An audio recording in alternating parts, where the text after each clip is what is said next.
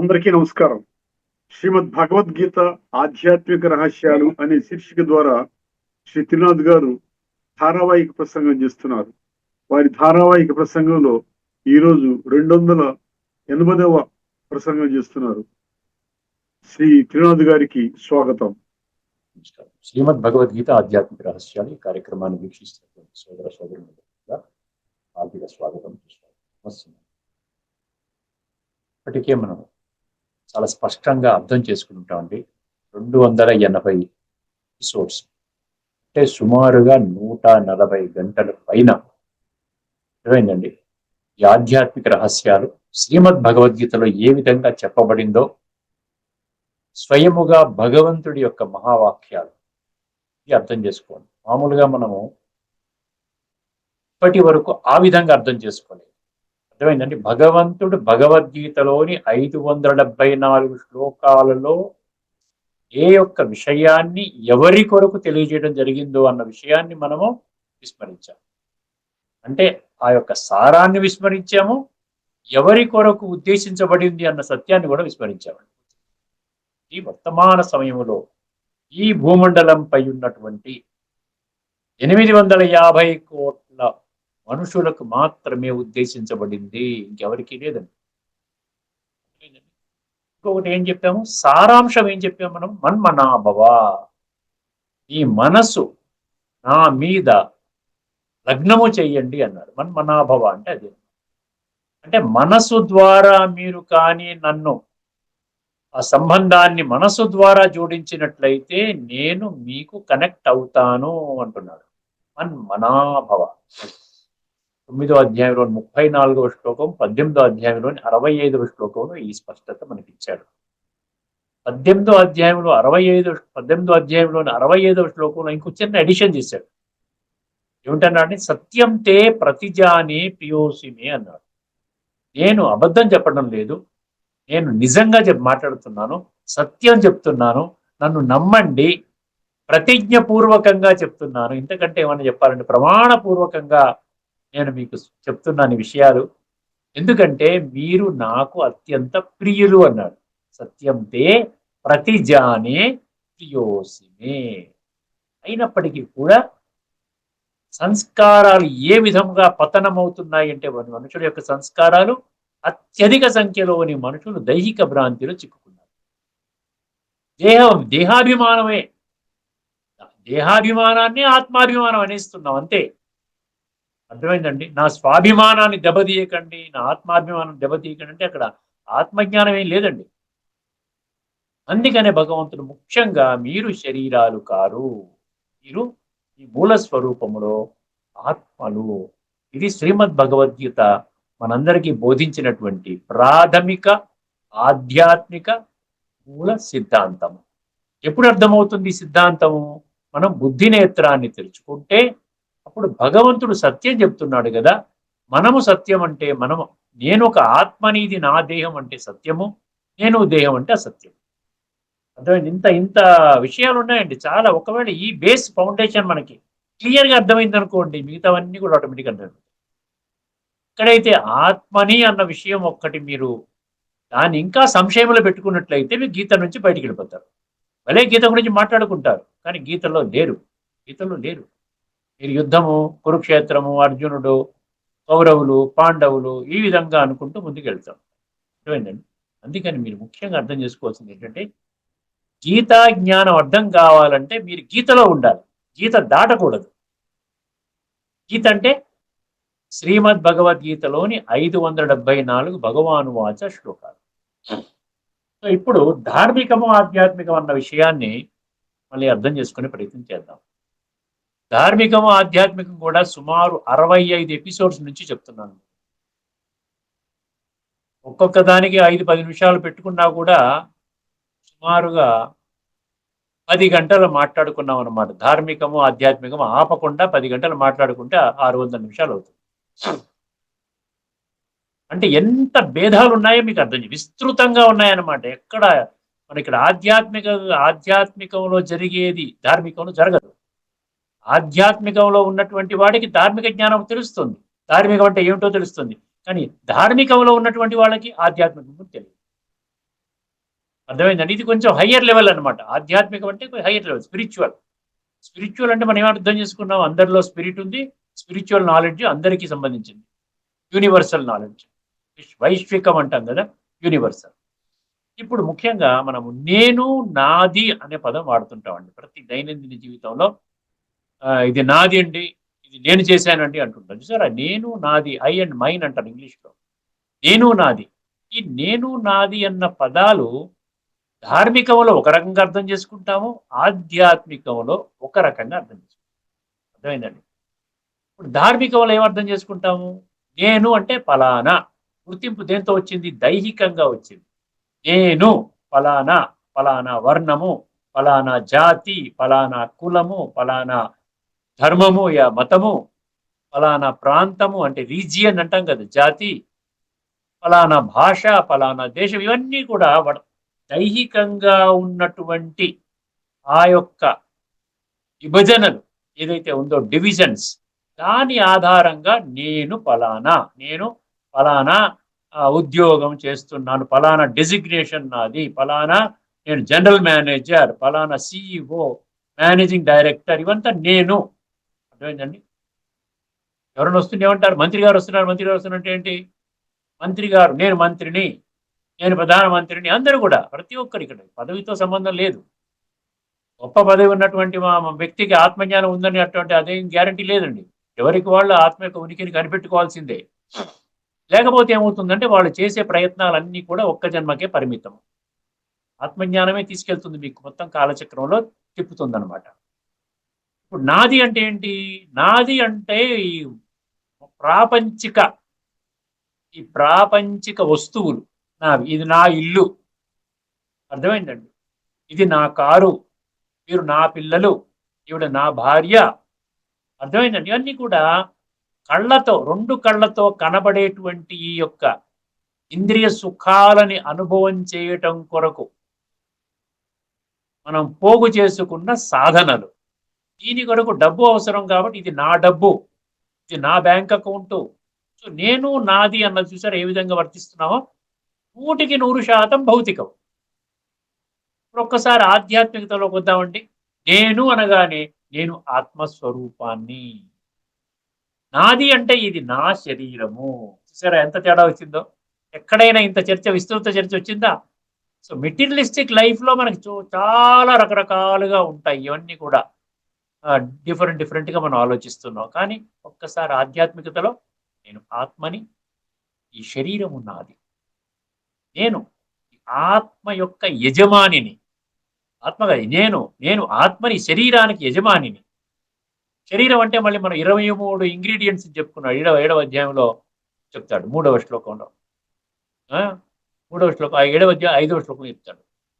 అర్థమైంది. అక్కడ ఏమంటాడు? 23 ఇంగ్రీడియంట్స్కి ఆత్మ యజమాని అంటాడు. పంచతత్వాలతో చేసిన శరీరం కూడా, అందుకనే ఈ శరీరం కూడా నాది అంటాడు. అర్థమైందండి. అదేవిధంగా ఇంద్రియ సుఖాలు, ఇంద్రియాలు అంటే 15 ఇంద్రియాలు ఉన్నాయి. పంచ ఇంద్రియాలు, పంచ జ్ఞానేంద్రియాలు, పంచ కర్మేంద్రియాలు, పంచ ఇంద్రియ విషయాలు, ఇవన్నీ చర్చించుకున్నాం. మళ్ళీ రిపీట్ చేయాల్సిన పని లేదు. సో 15, 5, 20 మనసు, బుద్ధి, సంస్కారం. అందుకని సార్ నా మనసు అంట. ఎవరైనా నేను మనసు అన్నారా? మరి నా మనసు బాగోలేదండి, ఇవాళ చాలా ఒత్తిడిగా ఉందండి, ఇలా చేయబెట్టుకుని బాగోలేదండి, వాళ్ళంతా గొడవగా ఉంది ఇంట్లో, ఏదో అనుకోని ఒక అవాంతరం జరిగింది, ఎవరో వచ్చారు, ఏదో మాట అన్నారు, లేకపోతే ఏదో ఆస్తి తగాదా, లేకపోతే ఏదో కోర్టు కేసు, లేకపోతే ఏదో పిల్లల మాట వినలేదు, అది నా భార్య మాట వినలేదు, ఇది గొడవ జరుగుతోంది. జరుగుతాయండి. కలియుగములో జరిగేటువంటి, ఇప్పుడున్నటువంటి పరిస్థితిలో జరిగేటువంటిది ఎక్కడ జరగవు. ద్వాపర యుగంలో జరగవు. ఒక 100 సంవత్సరాల క్రితం లేదు, ఒక 50 సంవత్సరాల క్రితం లేదు. ఇప్పుడే ఈ 50 సంవత్సరాల నుంచి ఇలాగ భౌతికంలో అలా అయిపోయి, దైహికంగా అయిపోయి, ఆ దైహికంగా బ్రతకడమే బ్రతుకు అనుకుంటున్నాం. నేను నాది ఎంత స్పష్టంగా చెప్పాడు చూసారా? ఆధ్యాత్మికతలో నేను, నా తండ్రి పరమాత్మ, నా శరీరం నాది, ఈ శరీరము ద్వారా నా యొక్క విద్యుక్త పాత్రని ఈ సృష్టి రంగంపై నేను అభినయిస్తున్నాను. ఈ శరీరము అశాశ్వతము, ఆత్మ శాశ్వతము. ఆత్మ ఈ కాలచక్రములో, సత్య, త్రేత, ద్వాపర, కలి అనేటువంటి ఈ కాలచక్రములో, ఈ కల్పం అంటారు దాన్ని, ఈ కల్పములు ఇలాగ తిరుగుతూ ఉంటుంది. నేనే వస్త్రాన్ని మార్చుకుంటాను, విడిచిపెడతాను, మార్చుకుంటాను, తీసుకుంటాను, విడిచిపెడతాను, తీసుకుంటాను, విడిచిపెడతాను. ఇలాగా డ్రెస్ అన్నాడు చూసారా, ఈ డ్రెస్ మార్చుకుంటూ ఉంటాను అనమాట. గీతలో ఉన్న 2వ అధ్యాయం 22వ శ్లోకంలో చెప్తాడు చాలా చక్కగా.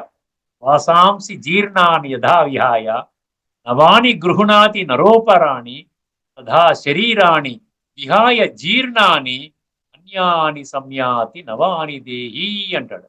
అక్కడ గుర్తుపెట్టుకోండి, ఆ శ్లోకంలో వస్త్రము దగ్గర ఇంకొక ముఖ్యమైన విషయం ఏంటంటే, మళ్ళీ పునః నేను ఈ కాలచక్రంలో తిరుగుతూనే ఉంటాను వస్త్రం మార్చుకుని. ఏ విధంగా చిరిగిన వస్త్రాన్ని ఆ మనిషి మార్చుకొని కొత్త వస్త్రాన్ని ధరిస్తాడు, అదే విధముగా ఈ జీర్ణమైన శరీరం, చిరిగిన నడకటి జీర్ణమైన శరీరము, అది కూడా పాడైపోయిన శరీరం, వృద్ధాప్య వ్యవస్థ వచ్చింది, ఈ ఆర్గన్స్ ఏవి పనిచేయట్లేదు, ఇది విడిచిపెట్టి మన క్రొత్త దేహం తీసుకుంటుంది అంటే ఏమైంది, అక్కడికి వచ్చేసింది కాలచక్రంలో. ఇది ఆత్మకి చావు లేదు, ఆత్మకి మరణము లేదు. అందుకని ఏమంటారు తెలుసా, ఆధ్యాత్మిక చింతన ఉన్నటువంటి ఏమంటారు తెలుసండి, శరీరాన్ని విడిచిపెట్టారు అంటారు. ఈ లెఫ్ట్ ద మోర్టల్ కాయిల్ అంటాడు. ఇది మోర్టల్ అన్నమాట, ఈ లెఫ్ట్ ద మోర్టల్ కాయిల్. అర్థమైంది, వస్త్రాన్ని. ఈ తేడాన్ని మనం గుర్తించామండి. నేను నాది అన్న విషయాన్ని చాలా స్పష్టంగా, ఇందులో తిరుగులేదండి. ఎవరు దీన్ని తప్పు అని చెప్పడానికి లేదు.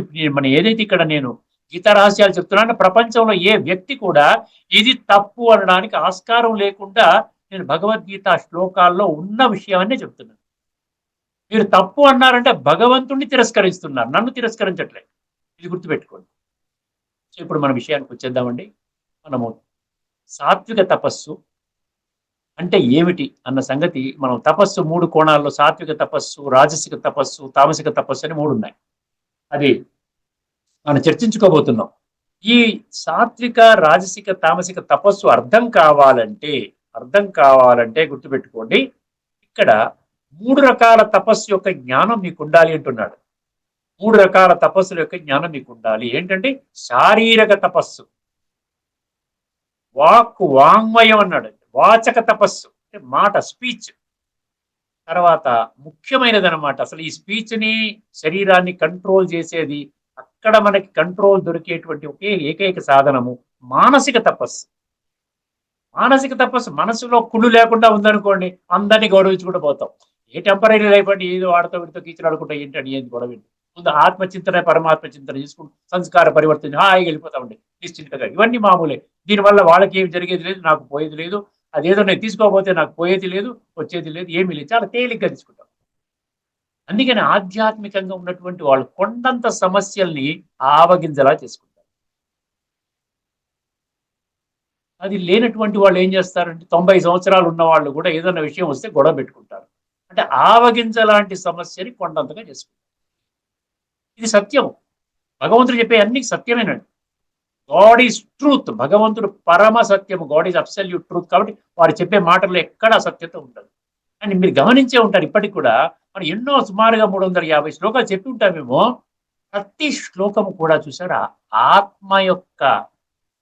ఆత్మలో నిక్షిప్తము కాబడిన సంస్కారాల యొక్క పరివర్తనకే దారితీస్తుంది. ఏది తీసుకోండి, ఎక్కడ అంటే చూసారు, ఒకటే ఫోకస్ అన్నమాట. ఎందుకంటే భగవంతుడు దేనికోసం వచ్చాడు, ధర్మ సంస్థాపనార్థాయ సంభవామి. ఆ ముఖ్యమైనటువంటి ఫౌండేషన్ మనం గుర్తుపెట్టుకున్నాం అనుకోండి, భగవంతుడు ఏమి చెప్పినా కూడా అదే కోణంలో తీసుకెళ్తాడు. ఇంకేమి మళ్ళీ ఇంకోటి ఏదో డైరెక్షన్లో తీసుకెళ్ళేటంటే ముఖ్యమైన ఫోకస్ పోతుంది. ధర్మ సంస్థాపనార్థాయ సంభవామి పరిత్రాణాయ సాధూనాం. మంచి వాళ్ళని నేను రక్షించుకుంటాను. వినాశాయ చ దుష్కృతాం. దుష్కర్మలు చేసేవాడు నాకు అవసరం లేదు, వాళ్ళు వెళ్ళిపోతారు. వాళ్ళ యొక్క కర్మానుసారంగా వాళ్ళ యొక్క పాత్ర అక్కడతో క్లోజ్ అవుతుంది. నేను ఎప్పుడైతే కొత్త ప్రపంచాన్ని ప్రారంభిస్తానో వీళ్ళంతా వెళ్ళిపోతారు, అందరూ వెళ్ళిపోతారు. వీళ్ళు మాత్రము, నన్ను తెలుసుకున్నటువంటి వాళ్ళు మాత్రమే సాత్విక ప్రపంచానికి, ఉత్తమ లోకానికి వాళ్ళు వస్తారు అంటారు. ఇప్పుడు మానసిక తపస్సు గురించి మనం స్పష్టంగా తెలుసుకుందాం. మానసిక తపస్సు అది ఏ శ్లోకంలో ఉందంటే 17వ అధ్యాయం శ్రద్ధాత్రయ విభాగ యోగములో 16వ శ్లోకం. ఇది ప్రతి ఒక్కరికి వర్తిస్తుంది. ప్రతి ఒక్కరి కార్యక్రమాన్ని చూస్తున్నటువంటి వాళ్ళు, వింటున్నటువంటి వాళ్ళు, ప్రతి ఒక్కరూ ఏమర్థం చేసుకోవాలంటే, ఇది నా గురించి, నా జీవితాన్ని ఉద్ధరించడం కోసం భగవంతుడు ఇచ్చినటువంటి అంతిమ సందేశం. దీని తర్వాత మీకు ఏ సందేశాలు ఎవరు చెప్పరు.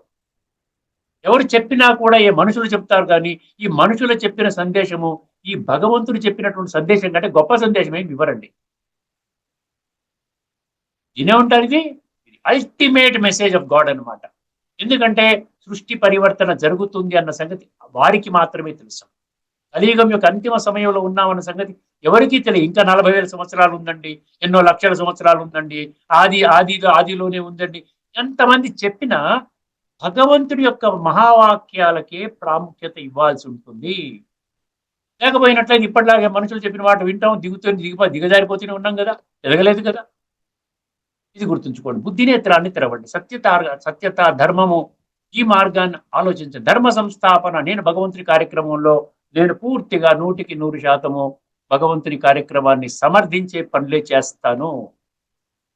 ఒకసారి ఈ శ్లోకాన్ని వినండి, 17వ అధ్యాయం. ఎందుకంటే బాగా బాగా డిస్కస్ చేసి శ్లోకం చెప్తున్నాను. ముందుగా శ్లోకం చెప్పాను మీకు అర్థం కాదు. ముందు సబ్జెక్ట్ చెప్పాను అనుకోండి, దేని గురించి? మనసు. మానసిక తపస్సు, మనసులోని కుళ్ళు వదులు కొట్టుకోవడమే మానసిక తపస్సు. ఒక్కసారి ఈ శ్లోకాన్ని వినండి. మనః ప్రసాద సౌమ్యత్వం, మౌనం ఆత్మ వినిగ్రహ.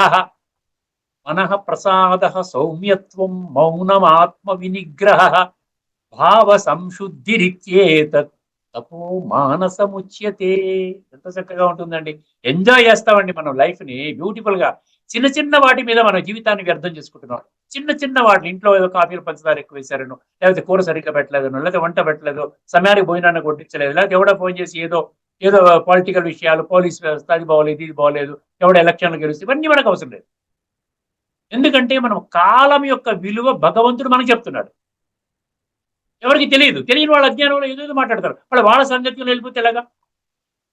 మనం అజ్ఞానంలో ఉన్న వాళ్ళ సాంగత్యంలో జీవితం గడిపేసుకుంటూ వెళ్తే, అందుకని ఏమంటాడు, భగవంతుని యొక్క సాంగత్యంలో గడపాలి. ఎందుకంటే భగవంతుని మహావాక్యాలు విన్నాం కదా మనం. విన్నవాడు ఏం చేయాలి? ఏదో నీకు బిజీగా ఉన్నానని కొంచెం తర్వాత రండి, నేను బిట్వీన్ 6:30, 7:30 దొరకనని చెప్తా. మార్నింగ్ మళ్ళీ నేను అప్ టు 9 o'clock వరకు నాకు ఎవరు ఫోన్ చేయకండి అని చెప్తాను. ఎందుకంటే మార్నింగ్ అంతా మెడిటేషన్, తర్వాత క్లాసు, తర్వాత టిఫిన్ అవి చేసుకుంటే 9 అవుతుంది. అందుకనే మనం ఉదయం క్లాస్ 9:30 పెట్టుకున్నాం. ఎందుకంటే ప్రయారిటీస్ మనం రీప్రయారిటైజ్ చేసుకోవాలి. ఇప్పటిదాకా మనం ఒక ప్రయారిటీలో ఉన్నాం, ఒక టైం టేబుల్ ప్రకారం వెళ్తున్నాం. ఇప్పుడు ఏం చేయాలి? భగవంతుడి టైం టేబుల్ ప్రకారం వెళ్ళిపోవాలి.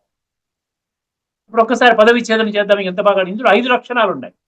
5 కోణాలలో మీలో పరివర్తన తెచ్చుకున్నట్లయితే మీరు మానసికంగా హైయెస్ట్ లెవెల్లో వెళ్ళినట్లు లెక్క. ఏమన్నాడు? మనః ప్రసాద అన్నాడు. మనః ప్రసాద అంటే ఏమిటి?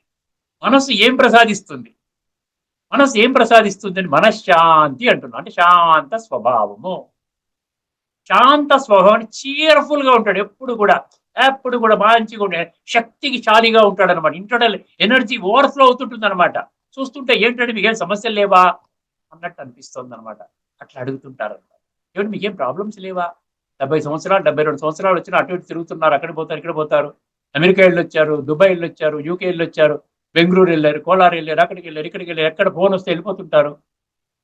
ఎలాగంటే ఎందుకంటే ఆంతరికంగా ఉన్న శక్తి అది ఇంపార్టెంట్. అది 70%. అది 70%. బాడీ పర్వాలేదు. బాడీ ఫిజికల్ గా కుళ్ళిపోతే తప్ప మనం ప్రయాణం చేయాలి. ఇప్పటికి కూడా నేను కారు లాంగ్ డ్రైవ్స్ కూడా చేసుకుని వెళ్తుంటాను. ఒక దగ్గర 70-80 కిలోమీటర్ల దాకా ఎయిర్పోర్ట్కి వెళ్ళి ఎవరన్నా వచ్చి నేను తీసుకొస్తుంటాను నా కారులో. మా మౌంట్ ఆబు నుంచి వస్తారు, పెద్ద వాళ్ళు వస్తుంటే నేను కూడా సేవను అందిస్తాను. నేనే డ్రైవ్ చేసుకుంటూ వెళ్తాను, తీసుకొస్తాను. ఆంతరిక శక్తికి మనం రుజువులు ఉన్నాయి. ఆంతరిక శక్తి బలహీనంగా ఉండి ఏమిటోనండి, ఎలాగో ఉందండి, ఏమిటండి వాటికి వాడెవడో వచ్చేది వాడన్నాడండి, లావలేదండి. లైఫ్ ఏంటంటే అసలు what is all these things? ఇట్లా ఉంటారు అన్నమాట. అంటే ఇంటర్నల్ గా శక్తి లేని వాళ్ళు అట్లా ఉంటారు. మనః ప్రసాద అంటే చియర్ఫుల్ యాటిట్యూడ్ ఎప్పుడు వస్తుంది? గుర్తుపెట్టుకోండి, ఎప్పుడు వస్తుంది? కేవలం మనస్సు గురించి పరిపూర్ణ జ్ఞానం ఉన్నప్పుడు వస్తుంది. నేను ప్రతి ఒక్క లక్షణాన్ని కూడా నేను చాలా విపులంగా చెప్తున్నాను. మీకు మనసు గురించే జ్ఞానం లేదు. నాకు మనసు జ్ఞానం ఉండాలంటే, మనసు గురించి మీకు స్పష్టంగా అర్థం కావాలంటే ఆత్మ యొక్క జ్ఞానం ఉండాలి. ఎందుకంటే ఆత్మలో 3 సూక్ష్మ శక్తులు ఉన్నాయి, 5 స్థూల శక్తులు ఉన్నాయి. అర్థమైందండి? శరీరం అంటే స్థూలము. విన్నా ప్రకృతి అష్టదా అంటాడు చూసారా, 7వ అధ్యాయం 4వ శ్లోకంలో. ఇక్కడ స్థూలం అర్థమైపోయి మనం స్థూలంలో ఉన్నాం కాబట్టి పంచతత్వాలు అంటున్నాం. ప్రకృతి అంటే పంచతత్వాలు అంటున్నాం. కానీ మనసు, బుద్ధి, సంస్కారాలు ఈ 3 తత్వాల గురించి ఏం చెప్తున్నారు? ఈ 3 తత్వాలు ఆత్మ ఏం చేస్తుందని మనసు ద్వారా ఆలోచిస్తుంది. ఆత్మ ఆలోచిస్తుంది, మనసు ఆలోచించదు. మనసు ఇండిపెండెంట్ గా ఆలోచన చేయదండి. బుద్ధి ఇండిపెండెంట్ గా నిర్ణయం తీసుకోదండి. ఆత్మ ఈ శరీరానికి యజమాని, మనసుకు యజమాని, ఆ బుద్ధికి యజమాని, సంస్కారాలకి యజమాని, ఇంద్రియాలకి యజమాని. ఆ యజమానత్వం మనం పొందాలి. ఆ పొందే విధంగానే మనకి ఇక్కడ శిక్షణ ఇవ్వడం జరుగుతుంది. ఈ రాజయోగ అభ్యాసం అంటే అదనమాట. అప్పుడేమవుతుంది, మనస్సు అంటే ఇది ఒక సూక్ష్మ తత్వము, ఆలోచన చేస్తుంది, రకరకాల ఆలోచనలు చేస్తూ ఉంటుంది. 24 గంటల్లో 40,000 ఆలోచనలు చేస్తుంది. ఇందులో వ్యర్థాలోచన, నకారాత్మక అంటే నెగిటివ్ ఆలోచన ఇదే 80%, 90% ఇదే పోతుంది. ఎనర్జీ అంతా పోతుంది. కేవలం నెసెసరీ థాట్స్ అంటే పనికొచ్చే మనం చేసేటువంటి ఆలోచన, అవి కూడా గొప్పగా ఆలోచిస్తుంటే ఆఫీసులో అది చేయాలి, ఇది చేయాలి, వాడేమన్నా వీడేమో, ఎన్నో ఆలోచనలు, మన ఆలోచన శక్తిని వ్యర్థం చేసుకుంటున్నాము. అందుకనే మనశ్శాంతిగా ఉండలేము. ఇలా పెట్టుకుని కూర్చుంటాం. ఏదన్నా మనశ్శాంతి కావాలంటే ఏదన్నా తినాలి, ఎవరైనా ఐస్ క్రీమ్ ఇస్తే అవును బాగుందండి అంట, స్వీట్ ఇస్తే బాగుందంట, సినిమాకి వెళ్తే బాగుందంట, టీవీ సీరియల్స్ చూస్తే బాగుంటుంది, క్రికెట్ మ్యాచ్ చూస్తే బాగుంది, అక్కడ ఏదో జరిగితే నలుగురితో మంచి లైక్ మైండెడ్ గా ఉన్నట్టు మాట్లాడితే బాగుంది. అంటే ఎక్స్టర్నల్ గా మనం డిపెండ్ అవుతున్నాం. ఇక్కడ భగవంతుడు ఏమంటాడు, మనః ప్రసాద అంటున్నాడు. అర్థమైందంటే ఇది ఈ లక్షణం అన్నాడు. ఈ లక్షణం మనః ప్రసాద ఫస్ట్ది. అంటే మనశ్శాంతిగా, శాంతి స్వరూపం, చీర్ఫుల్ యాటిట్యూడ్, ఇంటర్నల్ డిస్పోజిషన్ చాలా స్ట్రాంగ్ గా, బ్రహ్మాండంగా ఆ విధంగా ఉండడం అనమాట. రెండవది సౌమ్యత్వం అన్నాడు. మనః ప్రసాద సౌమ్యత్వం. సౌమ్యత్వం అంటే ఏంటి? సౌమ్యత్వం అంటే ఏంటి? సౌమ్యత్వం అంటే ఏమంటుంటారు చెప్పండి ఒక్కసారి. జెంటిల్నెస్ అంటున్నాడు. అది కూడా సుమారుగా కలుస్తుంది. Serenity of mind, purity of mind. Mind లో ఉన్నటువంటి ఆలోచనలన్నీ కూడా రాజయోగం అనేటువంటి ఆ యొక్క ప్రక్రియ, అంటే సోల్ కాన్షియస్నెస్, ఆత్మ అభిమానము, ఆత్మ యొక్క కాన్షియస్ ఉనికి అస్తిత్వంలోకి వెళ్ళి పరమాత్మతో కనెక్ట్ అవుతే ఆటోమేటిక్ గా పరమాత్మకు గుణాలు, శక్తులు ఎప్పుడైతే వస్తాయో మన ప్రసాద ఆ జెంటిల్నెస్ వస్తుంది, ఆ చీర్ఫుల్నెస్ వస్తుంది. ఇక్కడ సౌమ్యత్వం అంటే చాలా సింపుల్ గా ఉంటామండి. ఏమీ లేదు, సింపుల్ గా ఉంటాం. కేవలం ఆత్మలో ఉన్నటువంటి గుణాలను ఎంజాయ్ చేసుకుంటూ, పరమాత్మ యొక్క స్మృతిలో ఉంటూ, అందరి పట్ల గౌరవాన్ని ప్రదర్శిస్తూ, ఎవరి పట్ల ద్వేషము, ఈ ఈ అసమానత్వము లేకుండా చక్కగా మన జీవితాన్ని సాగిస్తాం. అది సౌమ్యత్వం అంటే శాంత స్వభావం అంటున్నాడు. అక్కడ ఏమన్నాడు, చియర్ఫుల్నెస్ అన్నాడు. అర్థమైంది. మనః ప్రసాద సౌమ్యత్వం, రెండో గుణం వచ్చింది అంటే రెండు కూడా సుమారుగా మ్యాచ్ అవుతాయి. మనః ప్రసాద సౌమ్యత్వం. తర్వాత ఏమన్నాడండి, సౌమ్యత్వం. మౌనం అన్నాడు. మూడవది ఏంటంటే మౌనం. మౌనం చాలా ముఖ్యమండి. సైలెన్స్ బాగా మాకు ప్రాక్టీస్, సైలెన్స్ బట్టీలు అంటారు.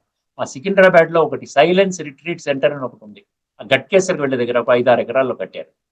అర్థమైందండి. సైలెన్స్ రిట్రీట్ సెంటర్ అంటారు. సైలెన్స్, మీరు సైలెన్స్ లోకి వెళ్ళే అనుభవం ఇప్పటిదాకా చేయలేదు. సైలెన్స్ అంటే మౌనవ్రతం అంటే భక్తి మార్గంలో మామూలుగా మాట్లాడకూడదని ఇక్కడ కొంతమంది జైనమునులు ఇక్కడ ఒక ఒక ప్లాస్టర్ వేసుకుంటారు.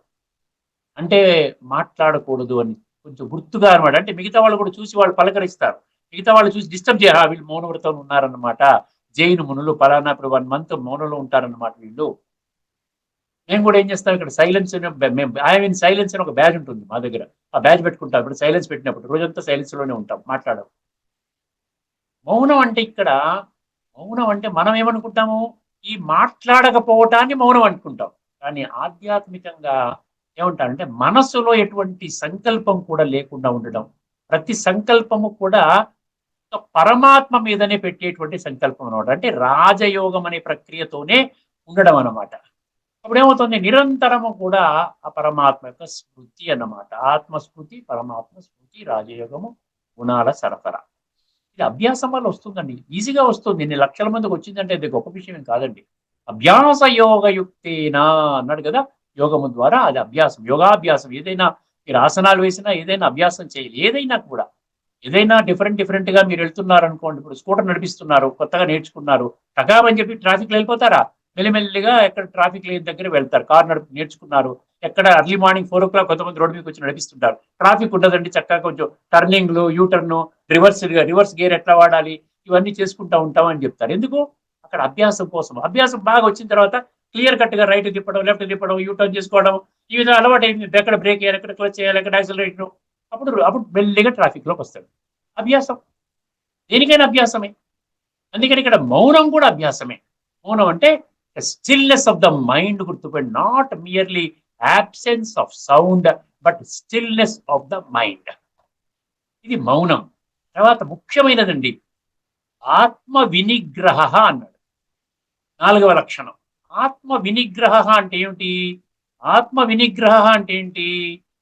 ఆత్మ నిగ్రహము అంటే ఆత్మ సంయమనము, ఆత్మ కంట్రోల్, సెల్ఫ్ కంట్రోల్ అన్నాడు. ఇంగ్లీష్ పుస్తకాలు ఏమంటాడు? సెల్ఫ్ కంట్రోల్ అంటాడు. సెల్ఫ్ కంట్రోల్ అంటే ఏమిటి? ప్రతిదానికి కూడా లాజికల్ గా వెళ్ళిపోవాలండి మనం. అక్కడికి ఆపేయకూడదు. భాష్యకారులు ఏం చేయాలి, అక్కడికి ఆపేస్తారు. తర్వాత మనం ఏం చేయాలి చెప్పరు, వాళ్ళకి తెలియదు. కాబట్టి మనం ఎవరిని కూడా మనం డిస్రెస్పెక్ట్ఫుల్ గా మాట్లాడటం లేదండి. ఉన్న విషయం తెలిస్తే మనకి ఏమవుతుంది, ఒక స్టెప్ హయ్యర్ లెవెల్లో తీసుకొని వెళ్తున్నాడు. లాజికల్ గా ఏమర్థమవుతుంది నీకు? ఆత్మ వినిగ్రహం అంటే, సెల్ఫ్ కంట్రోల్ అంటే, ముందు సెల్ఫ్ గురించి అర్థం చేసుకోవాలి. ఆత్మ యొక్క ఉనికి స్టేజ్కి రావాలి. లేకుండా ఉంటే కేవలం ఆత్మ ఆత్మ అనుకుంటే కాదు. ఆత్మ అంటే ఇక్కడ బ్రుకుటి మధ్యలో ఉన్నది. ఇది శరీరానికి యజమాని, ఆ మనసుకి యజమాని, బుద్ధికి యజమాని. అర్థమైందండి. చివరికి ఆత్మ, నేను ఆత్మని, నేను వజ్రము, ఇది కరెంటు పైన ఉన్నది తొడుగు మాత్రమే, ఇది వజ్రము, ఇది పెట్టి మాత్రమే, ఇది సాఫ్ట్వేర్, ఇది హార్డ్వేర్. అర్థమైందండి. ఇది కరెంటు, ఇది పైన ఉన్న తొడుగు, ఇదేమో పక్షి, ఇది పంజరము. మనం అనుకున్నాం కదా, చెప్పాం కదా, ఎన్నో ఎపిసోడ్స్ చెప్పుకున్నాం కదా శరీరము ఆత్మ గురించి.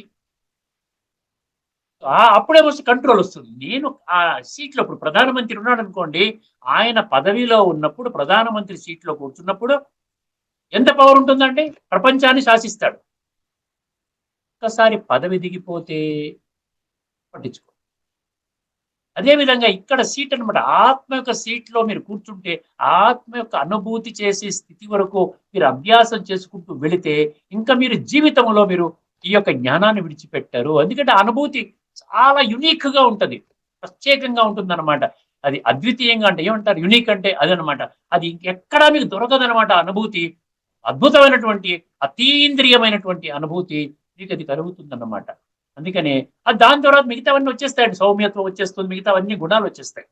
ఎందుకంటే ఒక్కసారి మనం యజమాని హోదాలోకి ఉంటే 23 ఇంగ్రీడియంట్స్ కి యజమానిగా ఉన్నాం అనుకోండి, అన్ని కంట్రోల్లోకి వస్తాయి. మనం దేనికోసం ప్రాక్టీస్ చేయగలరు. న్యాచురల్ గానే పరమాత్మ స్మృతికి వస్తాడు.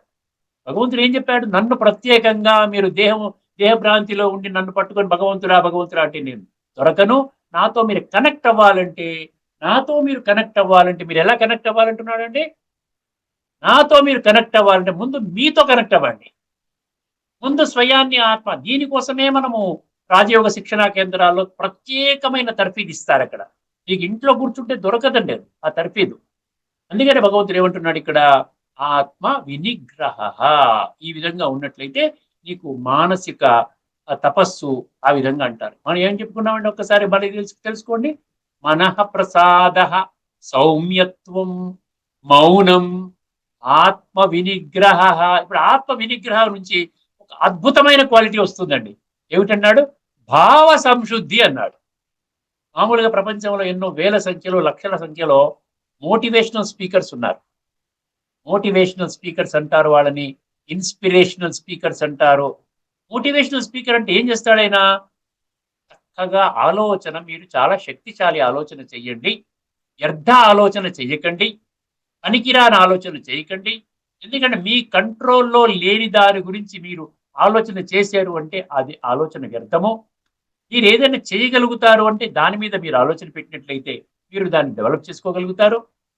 అర్థమైందండి. ఇక్కడ వ్యర్థ ఆలోచన, నకారాత్మక నెగిటివ్ థింకింగ్, వేస్ట్ థింకింగ్, ఇవేవైతే ఉన్నాయో 95% ఈ రోజున చేస్తున్నారు కాబట్టి పిచ్చి పిచ్చిగా ఆలోచిస్తున్నారు. ఏది పడితే తప్పుడు పనులు జరిగిపోతున్నాయి. జరిగిపోయి అనర్థం జరిగిన తర్వాత అరే రే రే రే రే ఆ విధంగా చేయకుండా ఉంటే ఎంత బాగుండేది.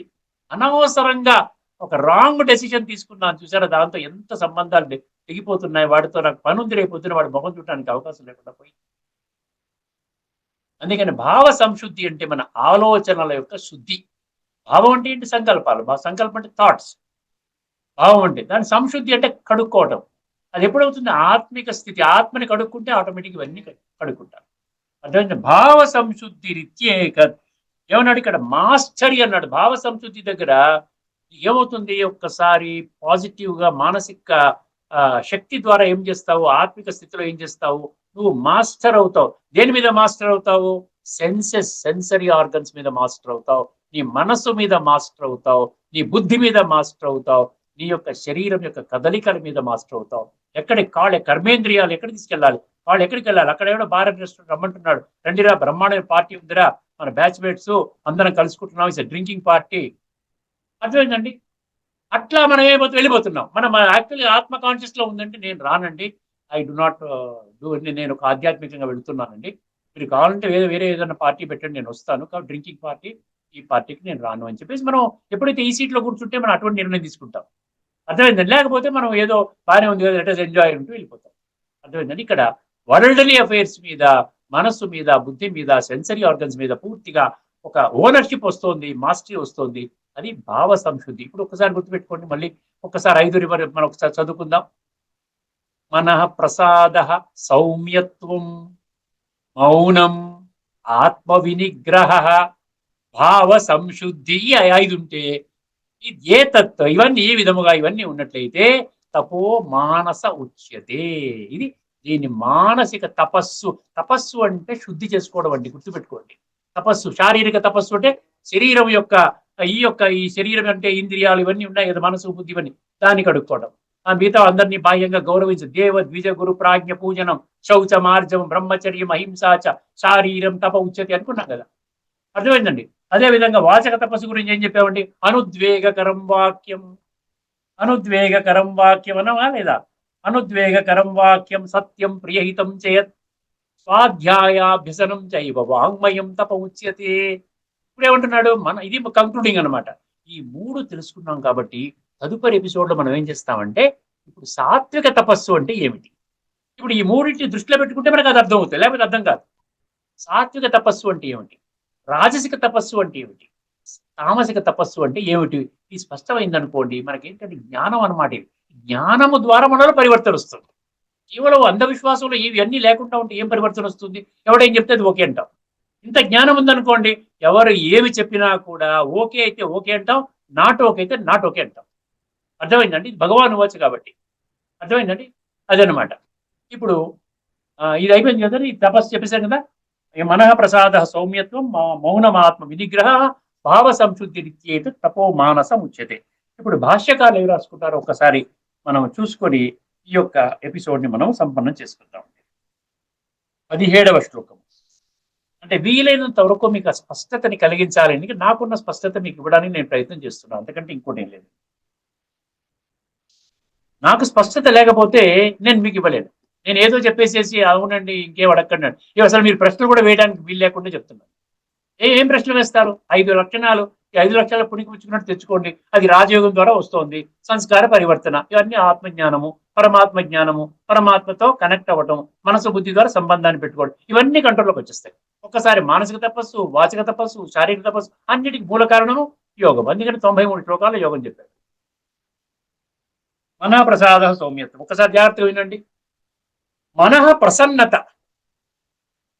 మనః ప్రసాదం అంటే మనః ప్రసన్నత, చియర్ఫుల్నెస్ అన్నాడు కదా ఇంగ్లీష్ లో. శాంత స్వభావము రెండవది. మూడవది భగవత్ చింతన. అంటే ఇక్కడ ఏమన్నాడు? మౌనం అన్నాడు. మౌనం అంటే భగవత్ చింతన. ఎందుకంటే ఆత్మ కూడా శరీరం, ఆత్మ కూడా శబ్దం లేదు, సౌండ్ చేయదు, పరమాత్మకు శరీరం లేదు, కాబట్టి ఇదంతా సైలెంట్ కనెక్షన్ అన్నమాట, ఆంతరిక కనెక్షన్. మనం యోగం చేస్తున్నా కూడా ఎవరికి తెలియదండి. మనం సైలెంట్ గా ఎవరికి తెలియకుండా కూడా, అదే మనం పూజ చేస్తున్నాం అనుకోండి, గంట కొడతాము, పూలేస్తాము, దండం పెడతాము, శాస్త్రాంగ నమస్కారం చేసుకుంటాము, 3 సార్లు తిరుగుతాము, ఇవన్నీ చేస్తుంటే వాడు పూజ చేస్తుంటే తెలుస్తుంది. కానీ ఇది మన్మనాభవ, మనసుని పరమాత్మ మీద పెట్టేటప్పుడు, ఉదాహరణకి మీ పిల్లలు అమెరికాలోను, కెనడాలోను, జపాన్లోను ఉన్నారు. ఒక్కసారి మీరు ఏం చేస్తారు? ఆలోచన మనసు ద్వారా వెళ్ళిపోయారు, మీ అబ్బాయి దగ్గరికి వెళ్ళిపోయారు, లేదా అమ్మాయి దగ్గరికి వెళ్ళిపోయారు. అక్కడ ఇప్పుడు ఏం చేస్తున్నారు? భోజనాలు చేస్తున్నట్టున్నారు, మాట్లాడండి, వీడియో కాన్ఫరెన్స్ పెట్టండి ఒకసారి. మనస్సు ద్వారా వెళ్ళాం కదా. అదే విధంగా పరమాత్మ చింతన, అర్థమైందండి? పరమాత్మ చింతన సైలెంట్గా వెళ్ళిపోతుంది. అందుకనే నడుస్తూ, తిరుగుతూ, తింటూ, పడుకుంటూ, అన్ని పనులు చేసుకుంటూ కూడా పరమాత్మ చింతన, దానినే కర్మయోగము అంటారు. మనః ప్రసన్నత, శాంత స్వభావము, భగవత్ చింతన, మనోనిగ్రహం, ఇక్కడ సెల్ఫ్ కంట్రోల్ అంటే ఇక్కడ ఆత్మ వినిగ్రహ అంటే ఆత్మ అంటే ఇక్కడ మనస్సు కింద తీసుకున్నాడు. అయినా పర్వాలేదు, మనస్సు కూడా సూక్ష్మము, మనస్సు గురించి కూడా జ్ఞానం వర్తమానంలో మనుషులకి లేదు. మనోనిగ్రహము, ఆత్మ అంతఃకరణ శుద్ధి. అంతఃకరణ శుద్ధి దేనికి తీసుకున్నాడు? భావ సంశుద్ధి, దానికి అంతఃకరణ శుద్ధి. ఇక్కడ మనం ఏంటంటున్నాం? నీ మనసులో ఉన్న ఆలోచనల శుద్ధి. అర్థమైందండి? అంతఃకరణ శుద్ధి అంటే ఆత్మశుద్ధి. సో ఆత్మశుద్ధి లేని ఆచారం అది అని అంటున్నాం కదా. సో ఆ విధంగా అంతఃకరణ శుద్ధి మొదలగునవి అన్నియును మానసిక తపస్సులు. ఇక్కడితో ఈ చర్చని మనం ముగించుకుందామండి. తదుపరి ఎపిసోడ్ లో మరొక అద్భుతమైనటువంటి శ్లోకంలోని లోతైన తత్వాన్ని చాలా స్పష్టంగా అర్థమయ్యే రీతిగా మనం చర్చించుకోబోతున్నామండి. అంతవరకు సెలవు. అందరికీ నమస్కారం. లోకా సమస్త సుఖినో భవంతు. ఓం శాంతి. శ్రీమద్ భగవద్గీత ఆధ్యాత్మిక రహస్యాల తాత్విక సారాన్ని మనకు సవివరంగా విశ్లేషించిన శ్రీ త్రినాథ్ గారికి ధన్యవాదాలు.